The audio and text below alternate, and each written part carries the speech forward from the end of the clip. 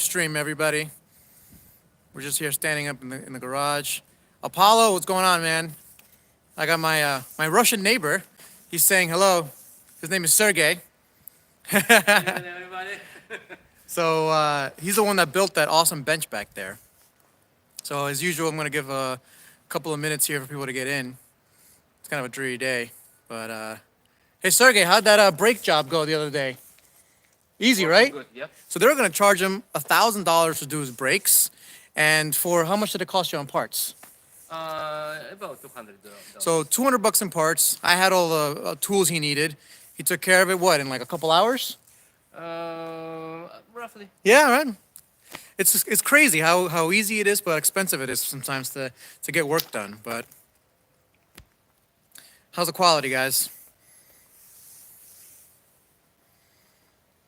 I'm trying to be here next to the garage so that I want to go inside the garage. It's a little cold right now. It might rain a little bit, so again, I'll give people a couple of minutes to join.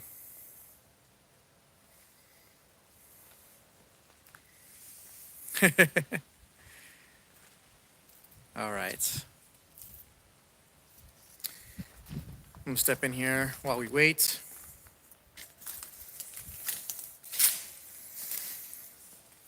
We got Apollo in. I saw Tom. I saw Lars. Let's go, Brandon. I love that.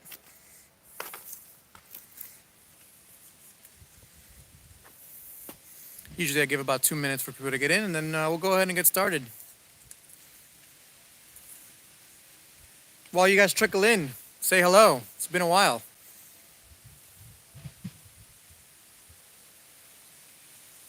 What's GFM? Luis, what's up, man? Apollo, you missed it last week. I was in the S2000 last week. You'll see it again right now. I did a lot of modifications to it. A lot of update videos coming. Lars, I'm using my cell phone right now because I don't really have a setup in my house. But in my new house in Florida, I'm going to have a studio setup.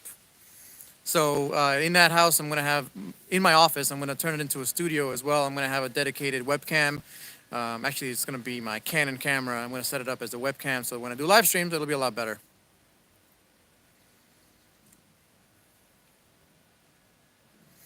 Blake says he's 16. He's going to get a Type R in 2021. It's an awesome car. Just take care of it. Take care of the paint. The paint quality on the Type R's is trash. So I would definitely get ceramic coating or paint protection film, something like that. That'd be my main thing. And the other thing is don't go too wild on the streets. It's a very fast car. So those are my only tips for now. All right, so let's go ahead and get started on the topic of conversation. Yes, I am getting a 2023 Civic Type R. I guess, I kind of just assumed I was going to get it, and I probably you guys all assumed as well, but I haven't really talked about it. I haven't announced it yet. But, I'm going to see some, just upgrade the turbo, not tune yet, but do have Honda Luis. All right. Yep. If you upgraded the turbo, you should definitely get a tune on it, on your Type R. And Monster Mo says he's got 2021 Type R in red. So Edwin, great question, Edwin. What's the difference between 21 Type R and a 23 Type R? So that's the thing. So the 23 Type R is based off of the 11th gen Civic platform. So the 11th gen Civic platform is going to be very different. So, and very different in terms of the looks and very different in terms of the interior. Now, mechanically, is going to be basically identical. It's basically going to be the same as my FK8 Civic Type R. Same engine, same transmission, not all-wheel drive, none of that. So it's going to be almost the same exact car. I think Honda already announced it. They shared some teaser pics. So some of those differences are interior-wise. It's basically a refresh of a Type R. Interior-wise is a big difference. Very, very much improved. Our Civic Type R interiors are pretty crappy. But yeah, I'm on the list. So I've called up a few Honda dealerships. They don't have reservations yet. So as things get closer, I'm going to do the same thing I did with this Type R.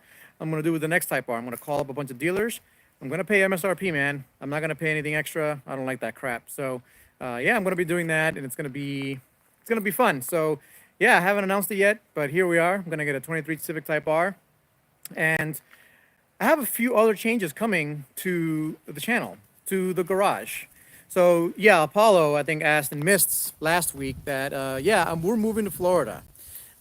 It's very dreary and cold. I mean, if you look up, we've got rain clouds coming in. It's like 45 degrees right now. It's not really my cup of tea for a guy that likes to work on his cars and really be on the track a lot.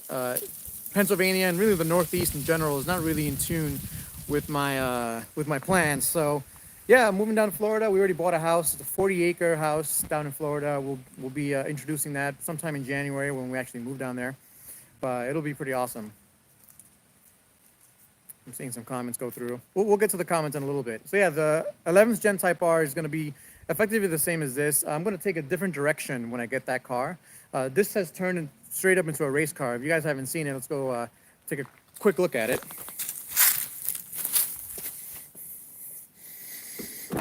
So this is where it's at right now. It's got a nice roll cage.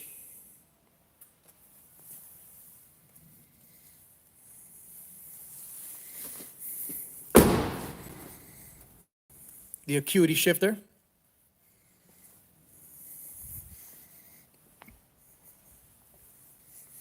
And a lot of modifications here.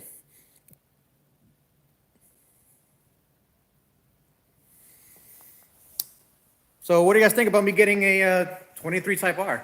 I'm excited for it. Now, this begs the question, what am I gonna do with this Type R, right? Because having two Type Rs might be cool, but you know, I've kind of run into a problem with this Civic Type R, and I'm doing a series of videos on this.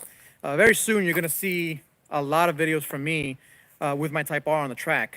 And I was trying to calculate the other day. I was trying to get a rough estimation of how many laps I took in the Type R this year, and I've taken between 100 and 200 laps, well into the hundreds of laps on the track with this car. It's done a ton of work on the track. And I'm going to show you the tires. So I've gone through 3 sets of tires, and this last one started delaminating. If you take a look right there, it's done some work. And as you see, and I've actually washed this. I washed this once this year in between, basically right in the middle of the track season. So I mean, there's a lot of brake dust here. I mean, these wheels are actually bronze, but right now they look gunmetal from the brake dust. I mean, it's pretty bad. So that's going to be the main differences there. So let me go ahead and take a seat here, so I'm not holding the phone down for a while. Let's see if this works. This might fall, but.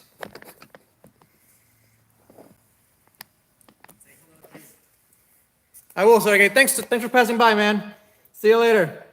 That's Sergey. Actually, I wanted to show you guys what Sergey built. Old school Russian guy. Awesome guy. So he built me that table out of oak that actually grew right here. Really awesome guy. All right, let me see if I can flip this around. Yeah, it worked. All right. Sorry for some maneuvering here. I'm just gonna take a seat. Hopefully my suction cup mount doesn't fall off. All right. How's the stream quality, by the way? Is it all right? I don't have cell phone reception here, so there we go. Right, so the question I asked you guys, what is the plan with my FK8 Civic Type R? And that's kind of something I wanted to ask you guys, because since I'm getting a 23 Civic Type R, I'm going to be, again, taking it in a different direction. I'm still going to take it to the track here and there, you know, nothing crazy, but it's going to be mainly a cruiser, something for me to try out, and something for me to compare versus the previous generation Civic Type R. And so I'm excited to get it, and excited to test it and own it and see what the experience is going to be like. But after taking about, let's say, around 200 laps on the track with my FK8 Type R, I've learned quite a lot, right? And the Civic Type R is an amazing car. As awesome as it is, though, 200 laps on a racetrack are taking its toll. So this year I put about 4,000 track miles on it. So what have been my findings? Well, I'm doing some videos I'm going to be producing here, and thank God for my editor, Eric. He's helping me putting these together as well. But really, the car really starts suffering from all the track stuff. I've gotten loose hose clamps like 3 or 4 times. Not the biggest deal, right? But when the radiator hose clamp comes off, all your radiator fluid comes out, right? My expansion tank exploded in the Civic Type R. I have a video again I'm going to be releasing here soon. And again, it's just the massive amounts of heat. The plastic expansion tank just doesn't hold up, so I replaced it with a Mishimoto metal one. The suspension itself has been replaced. I replaced it with aftermarket Fortunato 510s, which are awesome suspension, better than the stock one, honestly. The suspension geometry is really good, but I'm just not feeling that the ball joints and everything else, I mean, they're not gonna hold up for forever. The biggest problem with these with these cars are the transmissions, right? So these transmissions on the Civic Type Rs, they're pretty crappy. Let's just be honest, right? So United Speed Racing down in Atlanta, they have a race car Civic Type R, and unfortunately their transmission keeps breaking on them. So they towed their car from Atlanta to California for a global time attack or super lap battle, one of those. And their transmission exploded after one lap. Now, I'm not saying these cars are unreliable. As a street car, I mean, honestly, there's no better street car for around $40,000. Really, honestly, for a street car, you can't beat this. If you want a stick shift, you want lots of space in the back for groceries. I call, one of my nicknames for my Type R on the track is the minivan, because, you're on the track with these Porsche Caymans and these Corvettes, and then, you see them. I have pictures on Instagram of me chasing a Porsche or other things. This thing looks like a minivan, which is awesome. It's just like a big hatchback thing, right behind you, and then it passes you, right? Because this has got the power. The K20C is not a joke of an engine. I think it's an amazing engine. It's always going to be an impressive engine. But I think the philosophy of Honda's philosophy on building this thing was never really meant to be a dedicated track car. A track car that basically you take it once a week or twice a week to a Poconos or to an NJMP or even the Firm down in Florida and beat the hell out of it for day in, day out, right? So I did do that with this car, and it actually is still running fine. It runs well. But as I go forward, I need something that's a little bit more reliable, something I don't have to tinker with as much, right? Because I'm getting in this car a lot, and basically right before every track day, I have to go and make sure that the hoses are all tightened up, and make sure that my tires are good, make sure that my brake pads are good. I mean, you're gonna do it with any car anyway, but there's a lot more that goes into making sure this thing is running right. The other thing I forgot is the hot side intercooler hose popped off, right? Because the higher boost pressures that I have, because I'm running a K-tuner with a higher tune on it. It's just little things, again, not a big deal. The car did not break down, but that got kind of annoying. The small tank, the gas tank, the 10-gallon gas tank, basically you get, I actually measured this out, you get between 30 and 40 minutes of on-track time before you have to fill up again. And, not the craziest thing if you're going to take your car to the track, maybe once a month, maybe once every couple of months. But I'm really, getting into this track thing, and I've actually started instructing on the track. So the car has been wonderful, but it's got a lot of little things that just get kind of annoying and in the way. So as we move down to Florida, I'm going to have less and less time to really tinker around. I'm still going to tinker. I'm actually going to build a shop like this, but much, much bigger than this. And I'm gonna put a nice lift on it. So right now I have quick jacks, which are sitting right next to it actually. Quick jacks, they do really well, but I want an actual, lift up, a lift system for my cars. Because I'm still gonna be doing a lot of track days and things like that. But I think the future of my Civic Type R, my race car Civic Type R, I think somebody else might be better suited to take the mantle on it and really start running it as they want to. My focus right now is getting better at the track and becoming a better driver. And that, as you know, takes a ton of time, a lot of laps, a lot of events, and like I said, this car has some idiosyncrasies that somebody with more time could take care of, but definitely not someone like me. So, what do you guys think if I list this for sale, right? Because another announcement, and this is why I like these live streams. I just like hanging out and talking to you guys. Is I'm actually adding another car to my lineup.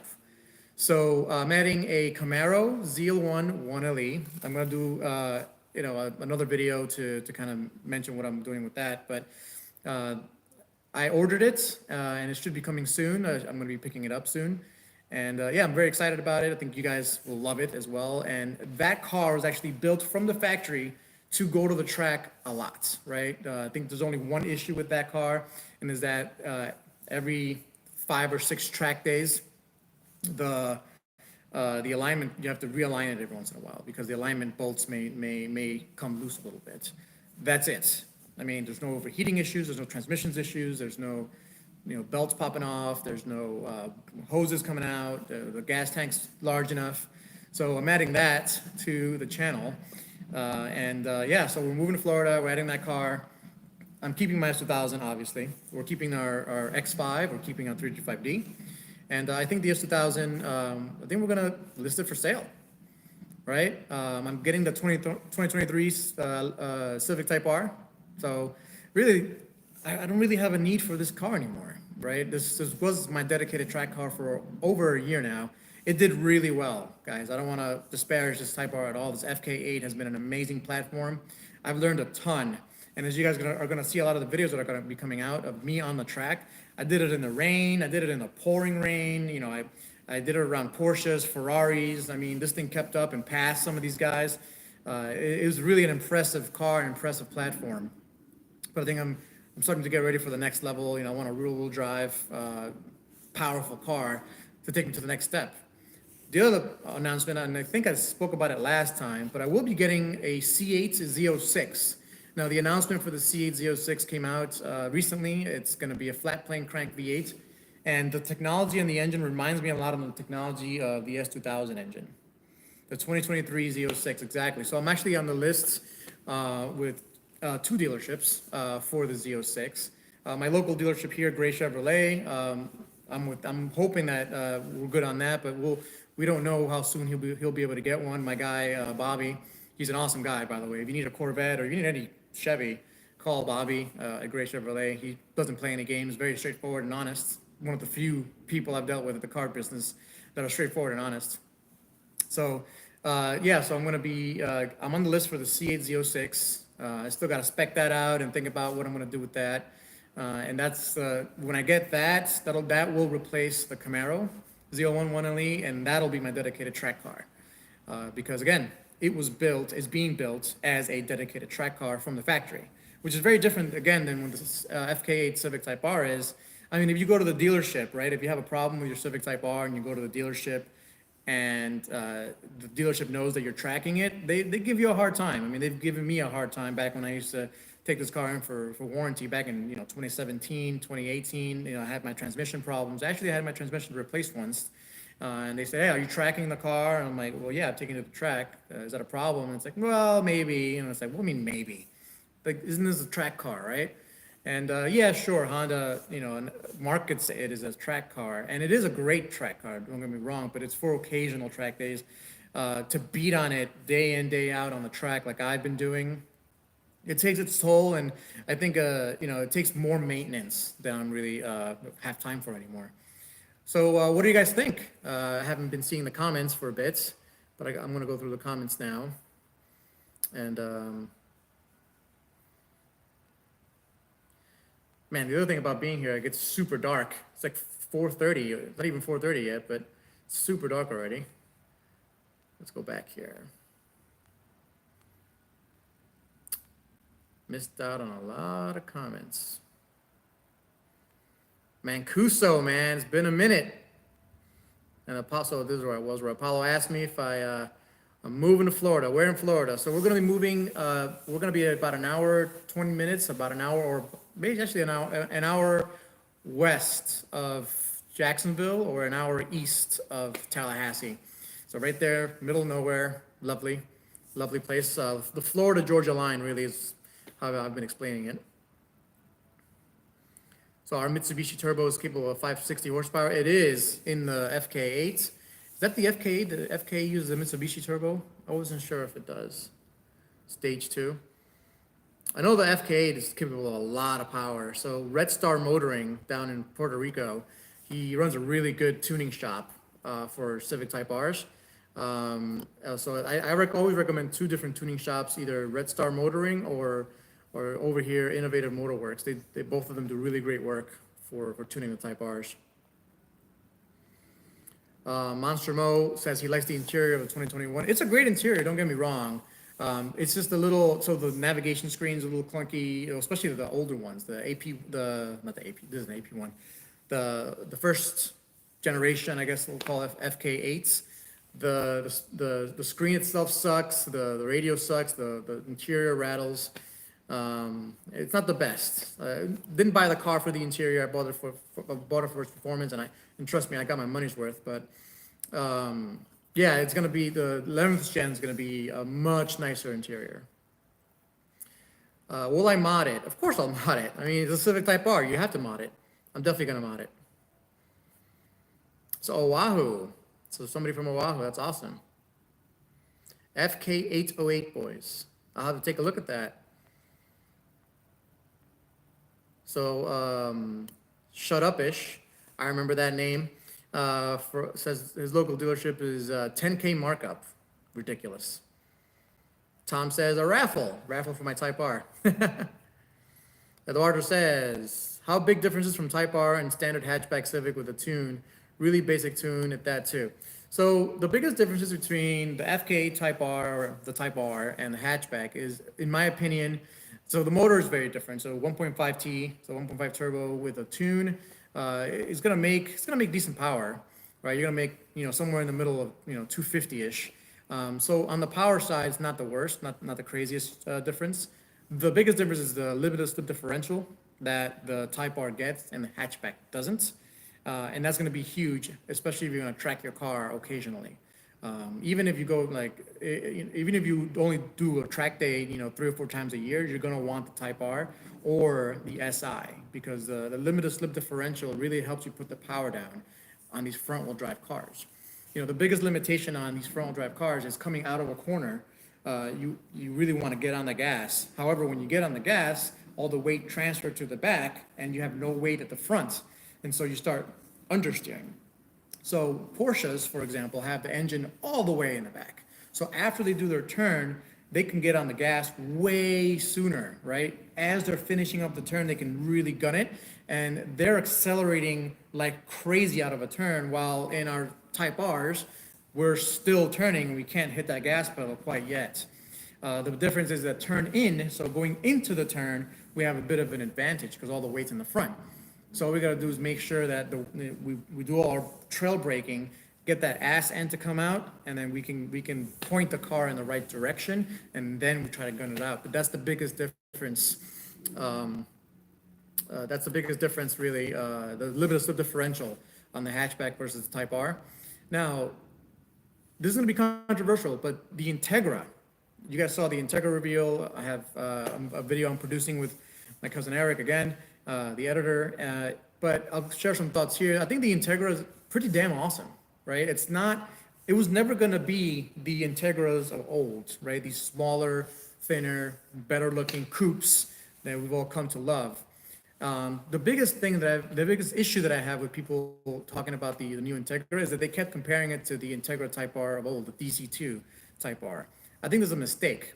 I think the DC2 Type R is a very different car than a regular Integra from the 90s, right? If you look at the 96 or 97 Acura Integra GS, which is actually the highest version of the luxury side, not the GSR. The GSR has the slightly better engine, but the regular Integra GS, it had 130 or 140 horsepower. It had a regular, basically Civic engine.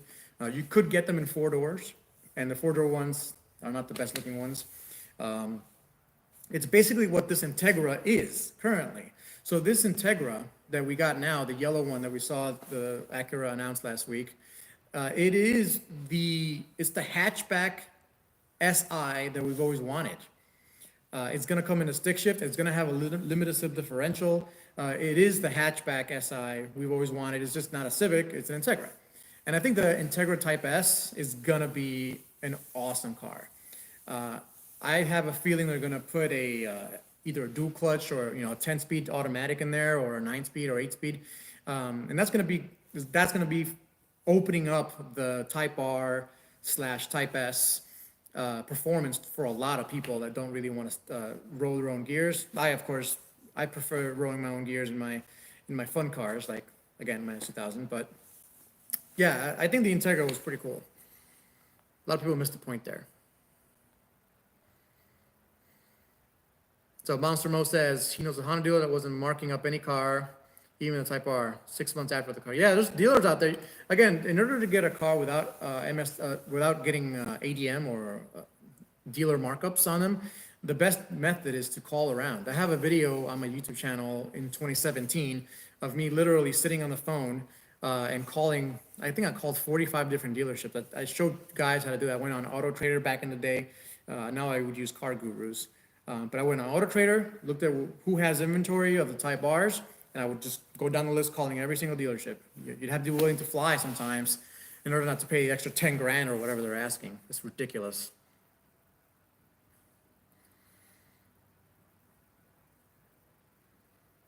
So Bean S says XKGB. Matt S says, hey buddy, what's up, Matt? How about the new Subaru? So you can have both of the best worlds. So the new WRX, I think is actually pretty cool as well. I think it's as eccentric as it should be.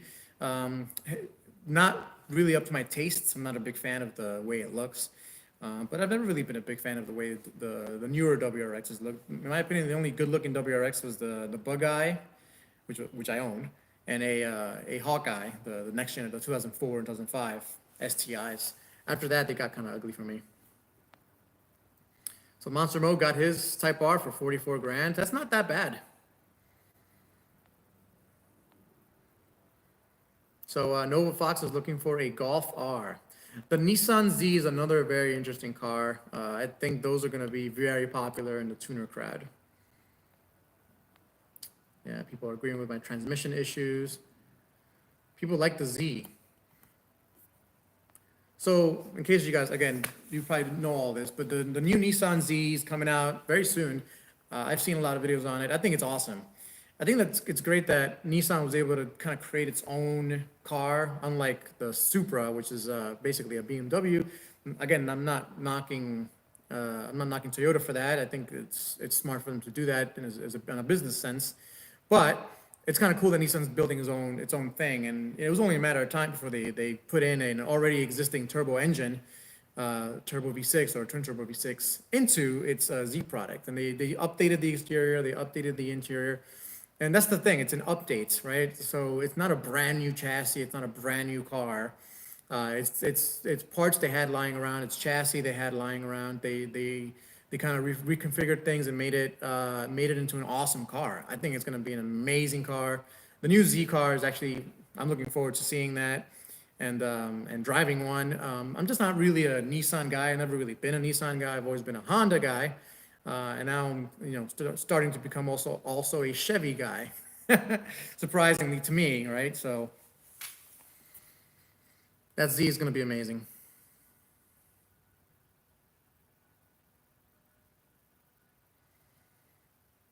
'23 Z06. Yeah, so as I was saying before, the thing that excites me the most about the 2023 Z06 is the engine.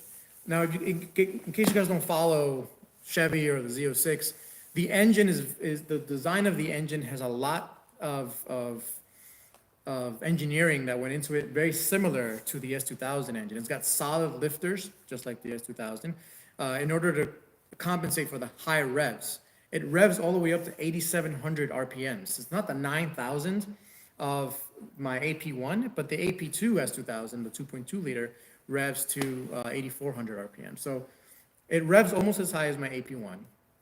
It makes a boatload of power. It sounds like a motorcycle, which is what I've always said about my S2000. My S2000 at high RPMs feels like you're driving a motorcycle. one of those leader bikes or a 600 bike. And it's just that exhilarating. And the new C8 Z06 has that technology and carries it forward.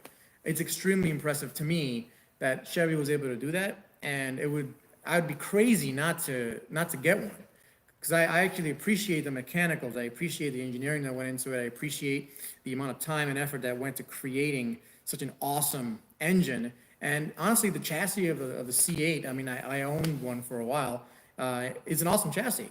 That V8 in there is incredible. The LT2 V8, and in the Z01 1LE, it has the LT4 supercharged, 650 horsepower, 650 torque.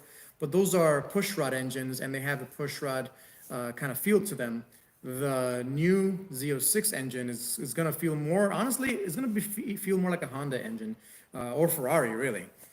I think the Z06 that's coming out is what the NSX should have been. Should have been a $100,000, rear-wheel drive, high revving, either V6 or a V8. I think a Honda should have gone with a V6, high revving V6 like the original NSX, and it would have been awesome. I would have bought one, right? But they went hybrid, all-wheel drive, and kind of expensive for all that. So it's still an awesome car, the new NSX. It's just not my cup of tea.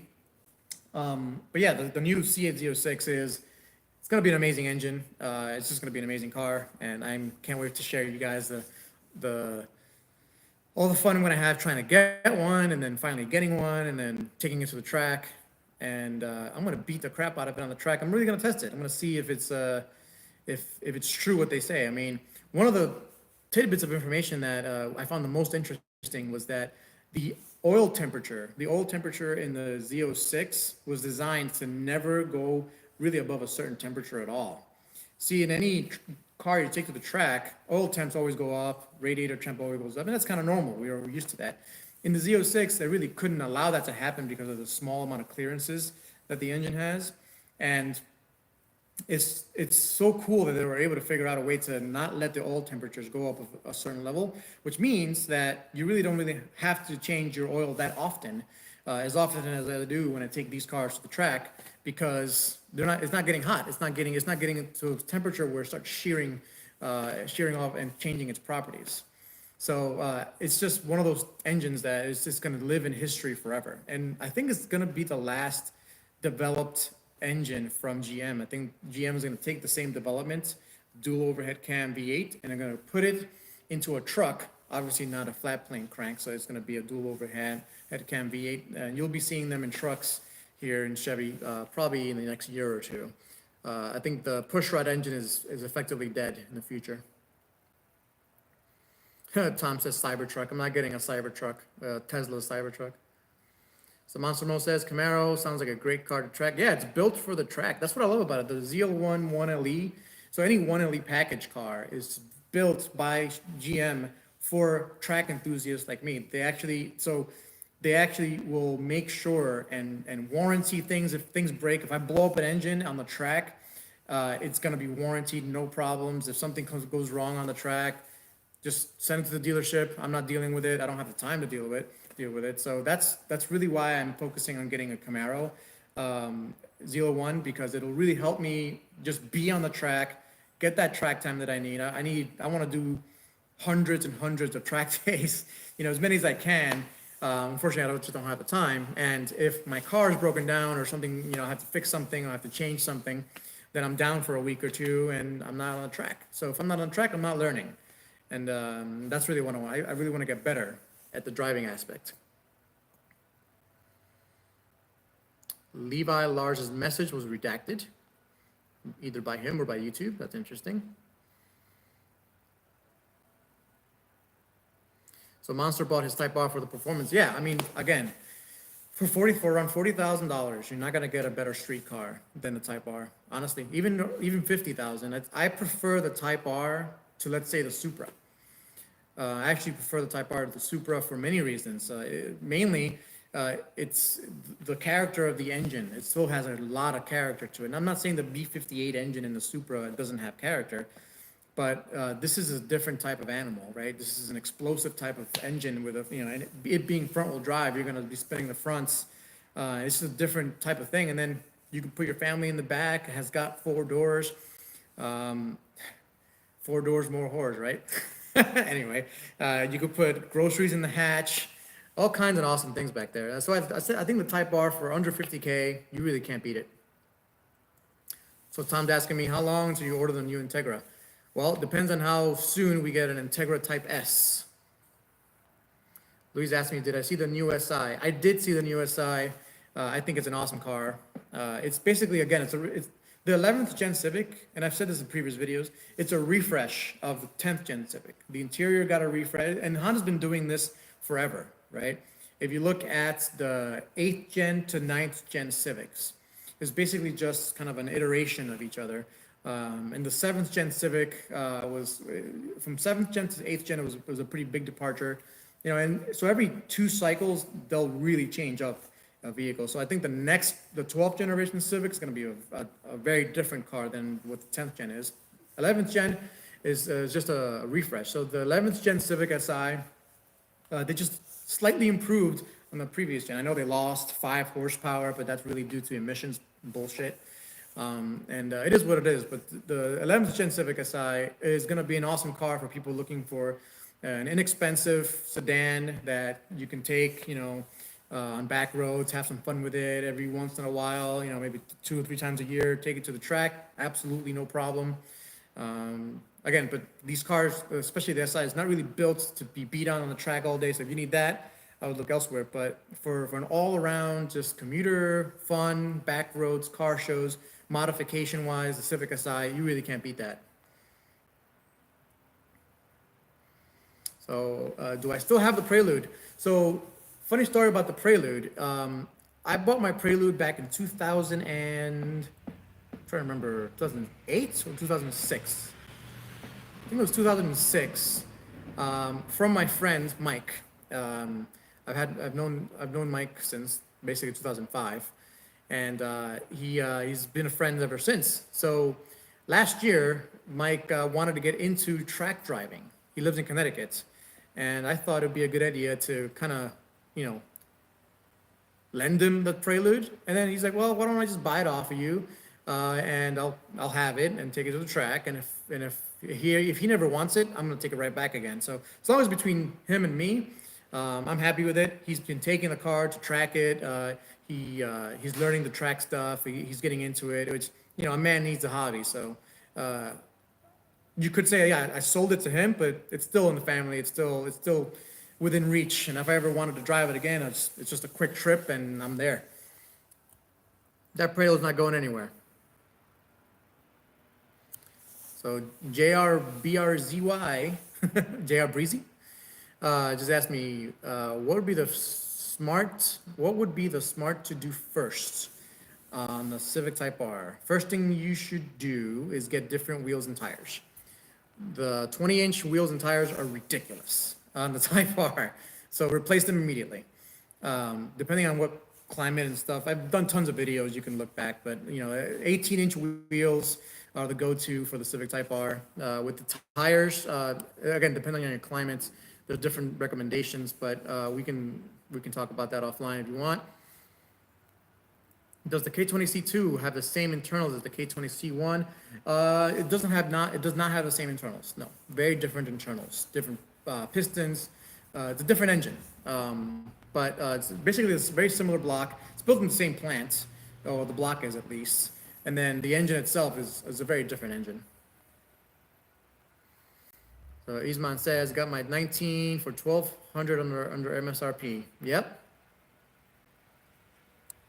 So Isman is considering selling his FK8 Civic Type R. He's getting a good offer.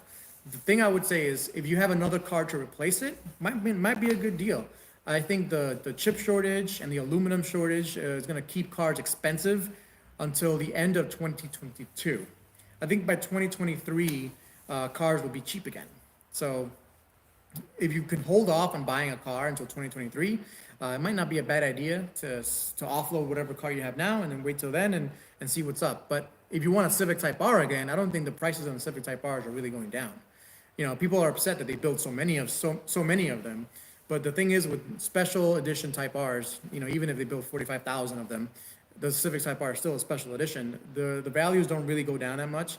And if you wait 15, 20 years, it'll be pretty expensive. Just look at the Integra Type R. I mean, there's your evidence. But the real thing, Isman, is, you know, if you sell it, do you have another car to replace it? And if you don't, you're going to be overpaying for another car anyway, unless you have a way to get a car for MSRP, like I'm getting my Z01 1LE for MSRP. Tough to do, by the way. So I'm picking my car up from North Carolina. So somebody asked so Joe Friday, I know that name too, asked what kind of offers are we getting on Type Rs these days? I mean, the cheapest used Civic Type Rs with salvage titles are going for around $28,000, $27,000. That's the cheapest with salvage titles. The cheapest clean title Civic Type Rs are going around $34,000. So that's what the market is right now, in case you guys are wondering. So Monster thought about getting a Z01, but you already have a Camaro. Yeah, I don't have a Camaro yet, so you know, I'm kind of missing a V8. So I really wanted a Camaro. Try it out, and it's a track car.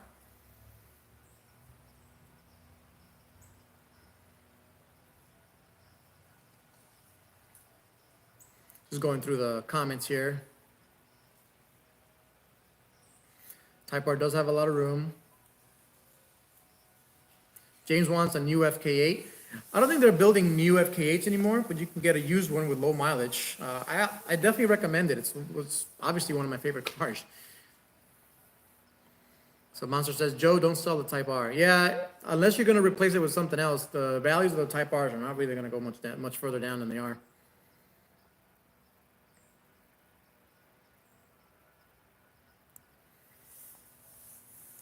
So Joey says that the K20C2 is the same internals as the Type R engines. It's got different pistons. It's a different heads. It's a different piston heads as well.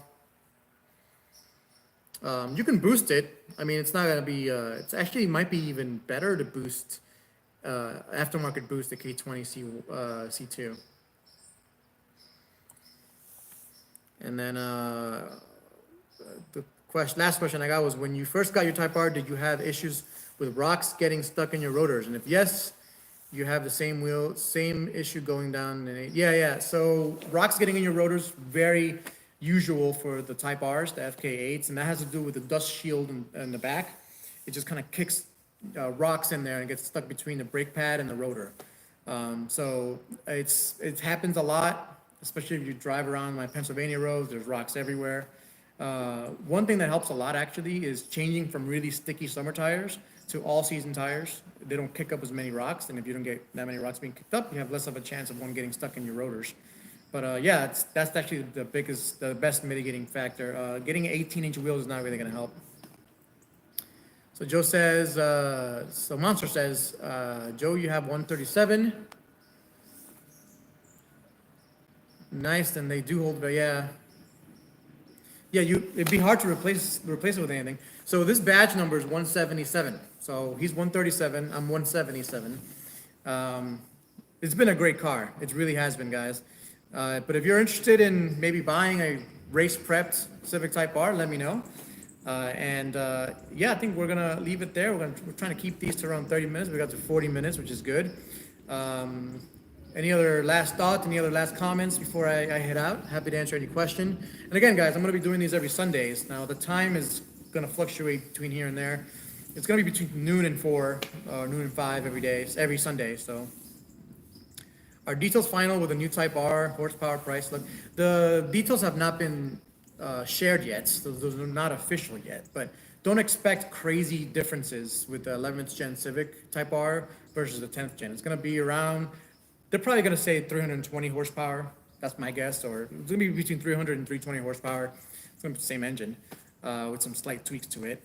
It's going to have front-wheel drive. It's going to have the same exact brake setup in the front. I'd be surprised if they don't use the exact same brake setup. So you could actually interchange brake pads. I'd be surprised if they don't do that.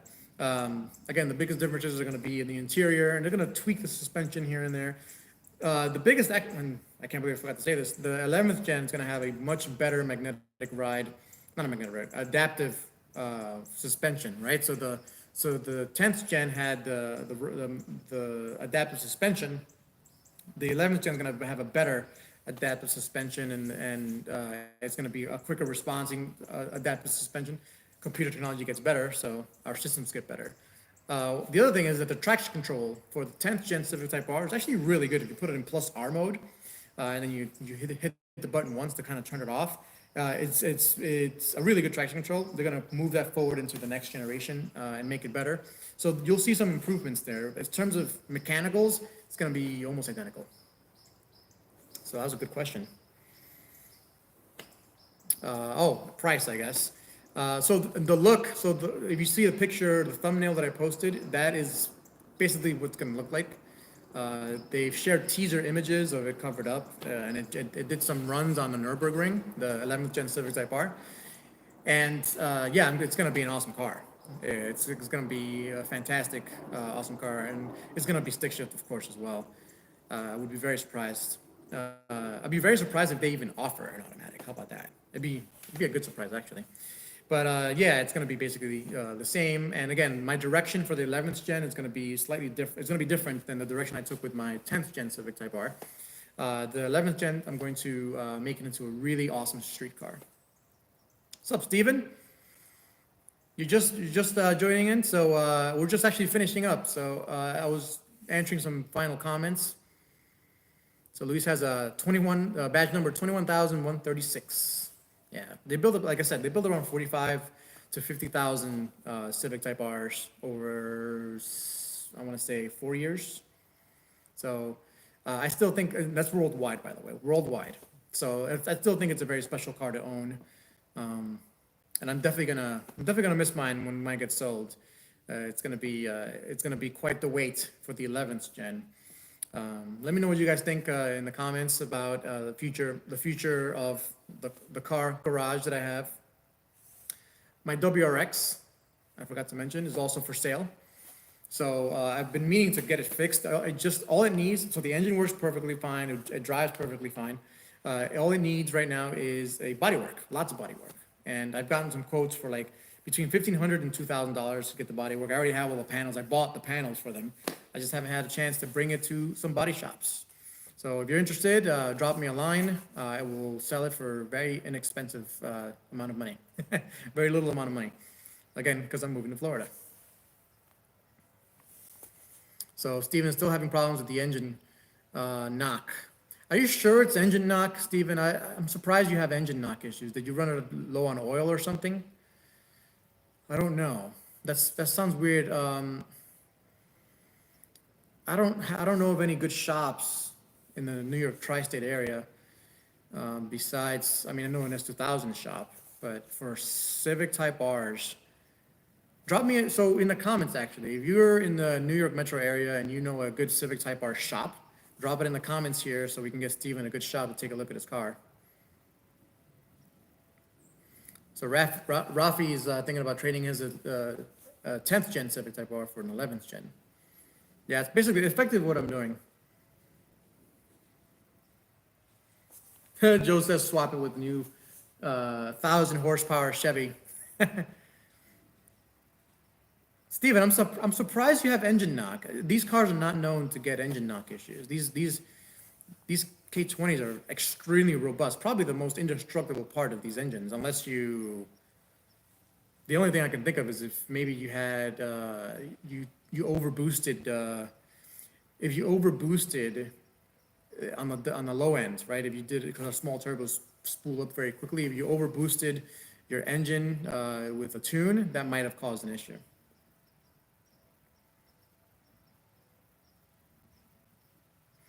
So somebody asked me about the new garage in Florida. Yeah, I'm gonna have a gigantic garage in Florida. It's gonna be, I wanted it 3 or 4 times the size of this. This is a pretty big garage already, but yeah, I will have at least one lift. It's gonna have a lift. It's gonna have area for some couches. I've been thinking about putting my office, because I work from home. I work for an accounting firm.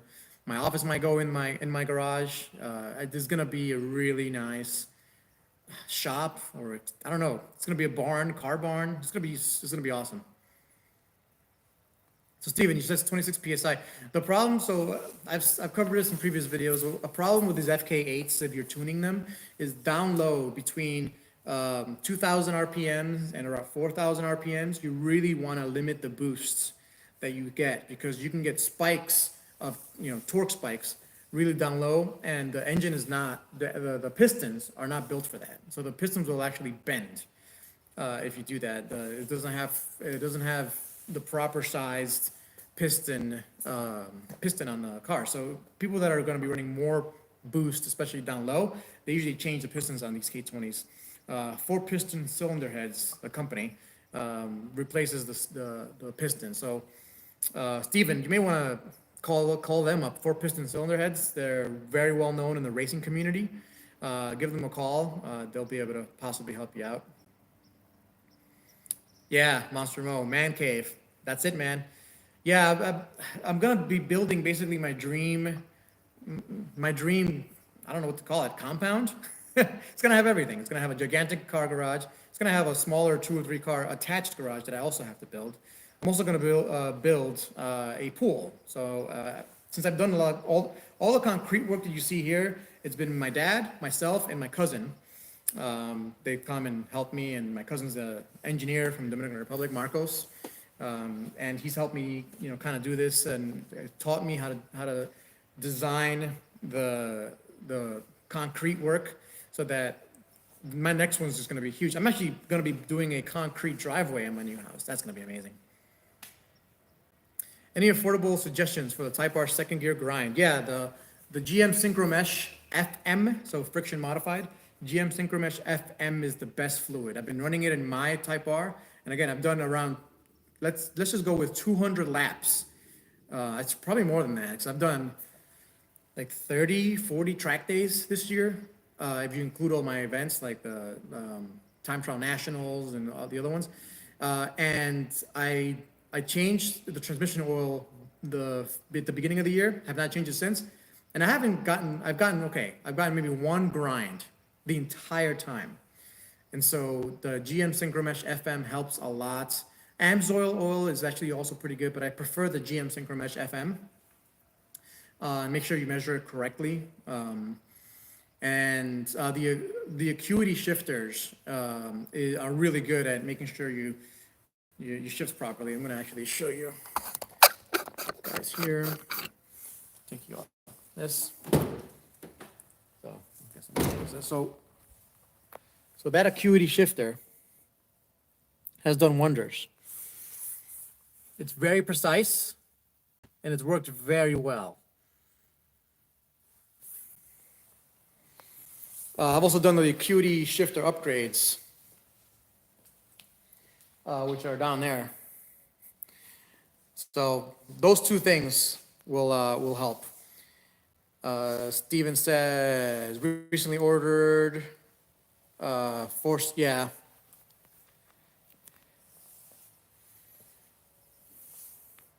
Oh, Steven's looking for a shop to do the build. Well, I mean, I'll give you a shop that I love. This shop called Castle Performance. They're the best shop that I've ever dealt with. They do mostly BMWs. They do full tear outs of engines. Castle Performance, though, I mean, I know the owner, Jim Halpert, I think is his name.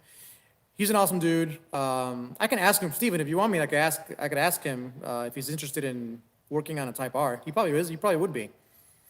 It's over here in York, Pennsylvania, so it's a little bit, it's like a 3-hour drive for you maybe. But if you're interested, I'll give him a call. And then 40 track days, yeah. So this is just 40 track days this year. Now last year I didn't do as many because I was rebuilding the car. If you guys remember, I crashed the thing and I fixed it up, but I only did like maybe I want to say 5 or 6 track events. Yeah, Steven, be in touch. Yeah, I know you're emailing me, Steven. So my email is realflyinggato@gmail.com. All right, guys, we're getting up to an hour here. I appreciate every single one of you guys. It's been a long journey, and I apologize for being absent for a lot of that. My life's been crazy lately. A recap of the last week's Livestream. I got a promotion in my job, really big promotion.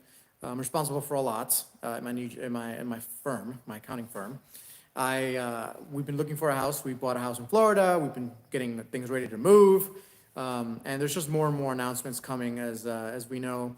So the Z01 Elite is the next thing, and we'll just keep going, guys. So again, we're gonna put this thing up for sale.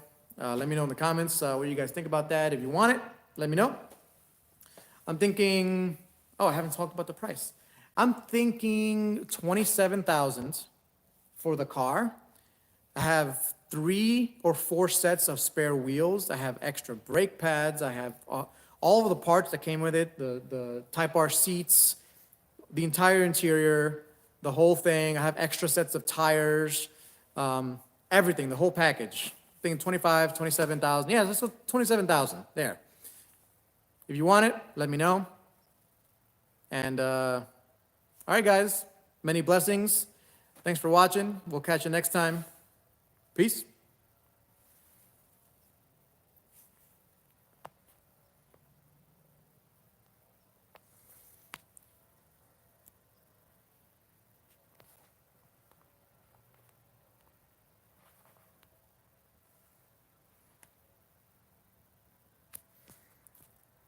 I don't know how to turn this off anymore. There we go.